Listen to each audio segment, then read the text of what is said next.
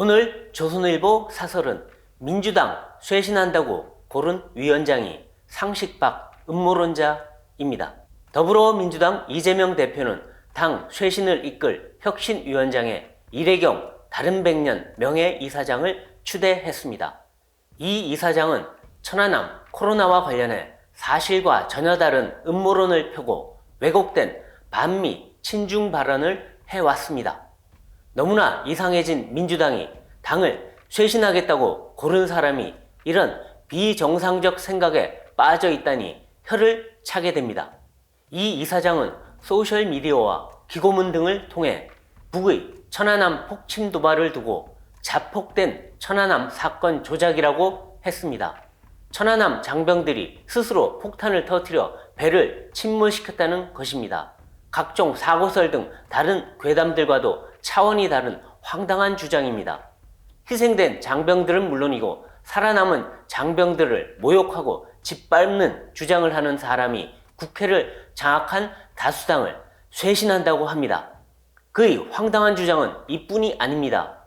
중국발 코로나에 대해선 코로나 진원지는 미국이라고 주장했습니다.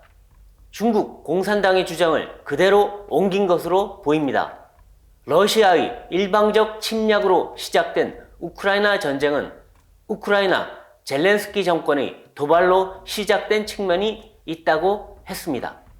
미국을 향해선 폐악질, 깡패짓을 한다고 비판하면서 중국에 대해선 코로나 과학 방역, 발전하는 현대 중국이라고 했습니다. 한미 연합훈련도 당장 중단해야 한다고 했습니다. 정상적인 사고를 하느냐고 물어봐야 할 정도입니다. 그는 윤석열 대통령을 윤가라고 부르고 좀비, 문해아, 조폭무리, 범죄 집단이라고 했습니다. 이재명 대표에 대해선 보면 볼수록 든든하고 박식하고 깨끗한 사람이라고 했습니다. 이런 사람이 민주당을 쇄신하면 그때 당이 어떤 모습일지는 불보듯 할 것입니다. 이러니 민주당 내부에서도 과격한 언행과 음모론에 경도된 인물이라며 임명 철회 요구가 나왔습니다.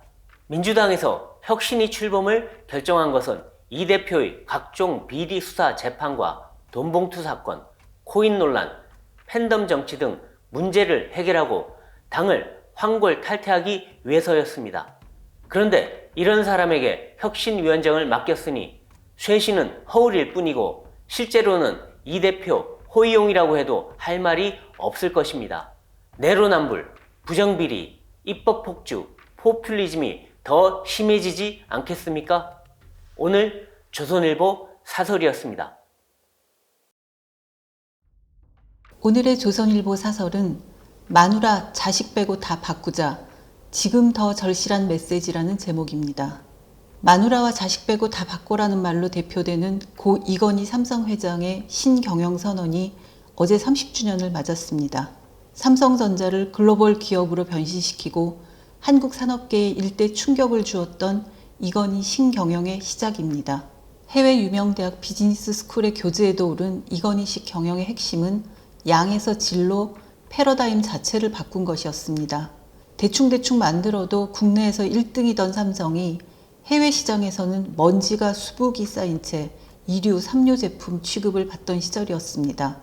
이 회장이 독일 프랑크푸르트에 삼성 사장들을 소집해서 격정적으로 쏟아낸 신경영 구상을 계기로 삼성은 품질 경영과 초격차에 매진했습니다. 휴대폰 불량률이 11%에 달하자 수백억 원어치 휴대폰을 쌓아놓고 화형식까지 하면서 최고의 제품에 도전하는 조직 문화를 구축했습니다. 삼성이 세계 인류 기업의 반열에 오른 것도 이처럼 뼈를 깎는 혁신을 통해 최고 품질을 만들어낸 신경영 덕분이었습니다. 질을 위해서는 양도 포기할 수 있다고 각오했지만 오히려 최고 품질을 달성함으로써 매출도 자산도 30년 새 10배 넘게 늘고 글로벌 기업들과 어깨를 겨루는 초우량 기업이 되었습니다. 삼성의 변신은 다른 대기업과 산업계에도 충격의 파도를 일으켜 변화의 촉매제가 되었습니다. 중저가 이미지로 통하던 메이드 인 코리아가 세계 1등이 될 수 있음을 보여줌으로써 대한민국 경제에 자신감과 도약의 전기를 마련했습니다. 고 이건희 회장이 만든 변화 이전까지 우리는 이류, 아류의식에 젖어 있었다고 해도 과언이 아닙니다. 그 정도가 우리의 한계라고 생각했습니다.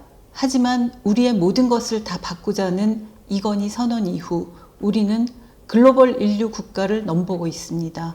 국민들의 의식 자체가 한 단계 성장했습니다. 이건희 신경영이 우리 사회에 던진 통찰과 메시지는 30년이 지난 지금도 유효합니다. 아니, 오히려 더 절실히 요구됩니다. 지금 한국 경제를 둘러싼 국제 질서는 30년 전 삼성이 느끼던 위기감을 능가합니다. 미중 패권 갈등과 안보 긴장 속에 수십 년간 유지되어 온 세계 경제의 큰 틀이 바뀌고 있습니다. 격변의 시기에 중국에서 빠져나온 돈이 일본, 인도, 베트남 등지로 향하고 미국, EU, 일본이 반도체 자립 등을 위해 다 뛰고 있습니다.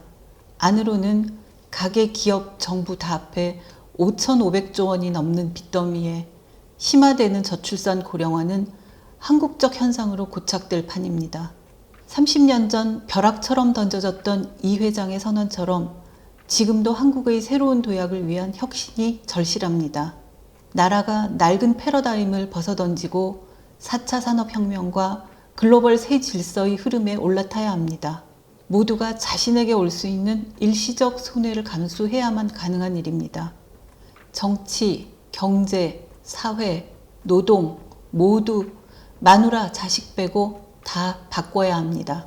오늘의 조선일보 사설이었습니다. 오늘 조선일보 사설은 이 대표 서해로 삼중수소 50배 배출하는 중국과 손잡고 일본 방류수 반대라는 제목입니다. 이재명 민주당 대표가 8일 저녁 중국 대사관저를 찾아가 중국 대사와 면담을 갖고 일본 후쿠시마 원전 방류수 문제를 논의했다고 합니다. 그 문제라면 일본 대사를 만나 입장을 밝히거나 요구해야 맞을 것입니다. 최근 이 대표는 3주 연속 오염수 장외 규탄 집회에 참석하고 있습니다. 지난 3일 부산에선 오염수는 사실상 핵 폐기물이다. 핵 방사성 물질이 바다에 섞여 있다면 누가 해운대를 찾고 멍게를 찾겠는가 라고 했습니다. 우물에 독극물 풀어넣기라고 한 적도 있습니다.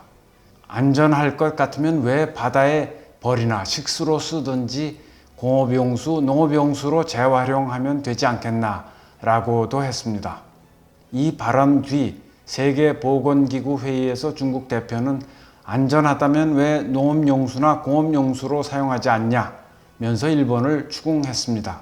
이 대표 말을 거의 표현까지 옮겨 쓰다시피 했습니다. 이 대표의 말은 과학적 사실과는 동떨어진 왜곡과 극단적 과장입니다. 더욱이 원전 방류수 반대를 위해 중국 측과 손잡는다는 것은 한마디로 난센스입니다. 중국의 55기 원전은 대부분 중국의 동쪽 연안에 몰려 있습니다. 우리 서해와 바로 맞닿아 있습니다.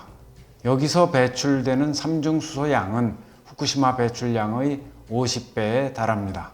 후쿠시마 방류수가 태평양을 한 바퀴 돌아 4, 5년 뒤 한국 해역에 도착할 때쯤 되면 삼중수소 농도는 기존 바닷물의 17만 분의 1로 희석될 거라는 연구가 나와 있습니다.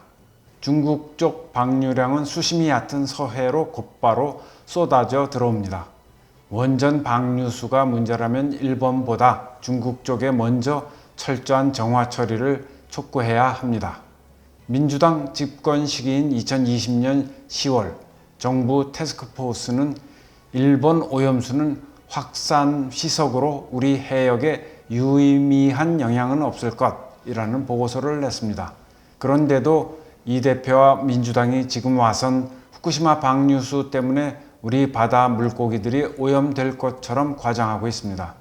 한 서울대 명예교수도 10년 전엔 국내 수산물은 안심해도 된다. 저라면 바로 저녁 식사로 하겠다고 했었습니다.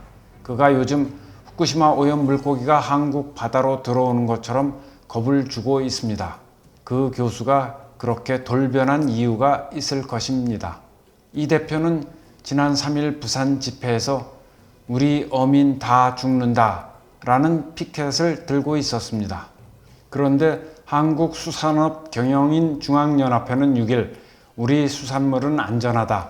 일부 선동가의 잘못된 정보와 가짜 뉴스를 철저히 가리고 차분하게 대응해달라고 했습니다.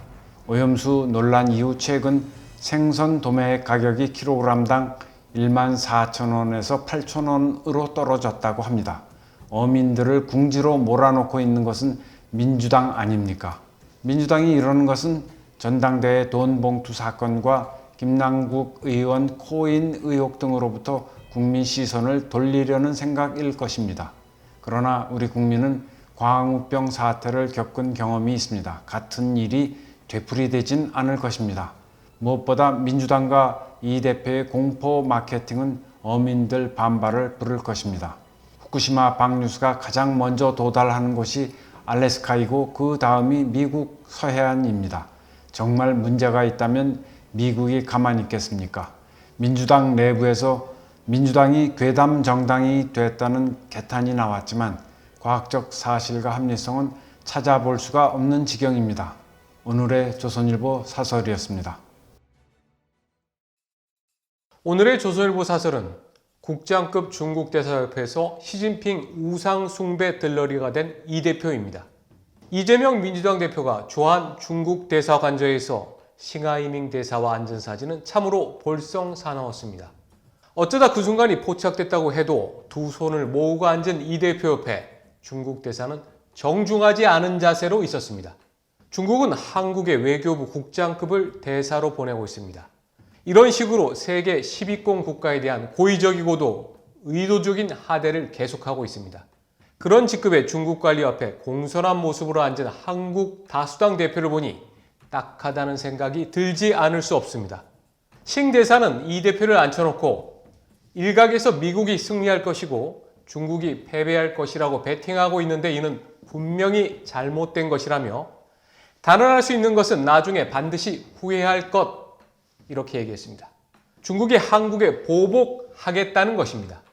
대사가 주재국을 향해 이렇게 무례하게 하는 나라는 중국 아니면 없습니다. 중국은 세계 곳곳에서 무례하고 폭력적인 행태를 보이고 있지만 한국에 대해서는 더 그렇게 합니다. 이 대표는 거기에 들러리가 됐습니다. 싱 대사는 그 자리를 빌어서 시진핑을 우상화하는 발언까지 했습니다. 중국 국민들은 일치단결해서 시진핑 주석의 지도하에 위대한 중국몽을 진행한다는 결심을 잘 모르는 것 같다는 것입니다. 시 주석의 지도하에 중국몽이라는 위대한 꿈을 한결같이 이루려는 확고한 의지를 모르면 그저 탁상공론일 뿐이다. 이렇게도 얘기했습니다. 제 나라 독재자에 대한 저급하고 유치한 아첨을 다른 나라 사람들 앞에서 태연히 하는 중국 대사도 놀랍지만 그걸 그냥 듣고 있는 이 대표 모습도 보기에 힘들었습니다.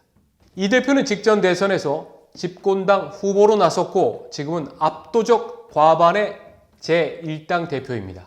그런 이 대표는 자신의 위치에 대한 최소한의 책임감을 가져야 합니다. 특히 외국을 상대하는 장소에선 국민의 대표라는 생각도 해야 합니다. 그런데 중국 대사가 우리 편 안 들면 재미없다는 협박을 하는데 듣고만 있어서야 되겠습니까?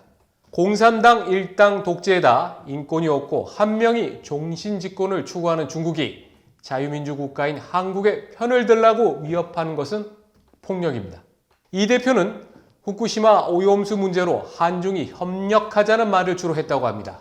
중국 대사관저까지 찾아간 것도 오염수 문제를 정치적으로 키우는데 도움이 된다고 판단했기 때문일 것입니다. 이 대표는 정부를 공격하는데 보탬이 된다면 우리 국격이 손상되고 중국의 국장급 관리에게 훈계를 듣고 협박을 당해도 감수할 만하다는 그런 입장인지요. 그렇지 않으면 이 대표도 중국은 높은 삼보군이라면서 우리는 작은 나라지만 중국몽에 함께 하겠다던 문재인 전 대통령과 뜻을 같이 하기 때문입니까? 한국은 인구 5천만이 넘는 나라 중 소득 3만 불이 넘은 세계 7개국 중 한 나라입니다. G20 회원국이고 언젠가 G8 회원국도 될 수 있는 그런 나라입니다. 그런 나라의 국민 입장에서 이 대표와 중국 대사의 만남은 참으로 불쾌한 장면이었습니다. 오늘의 조선일보 사설이었습니다.